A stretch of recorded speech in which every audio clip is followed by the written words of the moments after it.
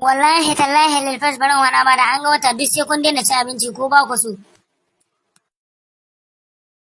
Na ga kai tsaye kamar sandar biredi wallahi azumi ya zama dole. Wallahi ban doka nan ban balaga ba. Tawa Lil Fresh ya ce a haɗa muku azumin bana ya an karabi na dare za a yi. Wanyo na ne wanyo. Wallahi da rakonon kama yi nan ba ga wallahi wancan ya cika ga ubangiji. Ai ga na zamani ku ci tsoron Allah ku ce ba ku sallah sai cikin azumi har dai sallar su bayan. Miliyon kaɗan sayarwa aljanna ce mai yabo na mun ga cika sallah. Wallahi sai na kashe ka wajen ga miyawan nan ka ce ba ka sallah tunda ni ba jahili nake shikenan dan ban yi ba kai. Kan burawa ba wallahi na kasu nan ka na ga sun ji tarihi na wayo wallahi wurkina na kai. Kotu ta saki Lil Fresh don bai laifin komai. Iho! Kai komai da shege magargama mu zaka kuwa banza da yi. Wallahi mai shaka tuna bayan. Kan roma wallahi baban yalo wata kwallo wallahi ai tura garbil dan wallahi bi ne so bi ya bi wuce hakimi ya.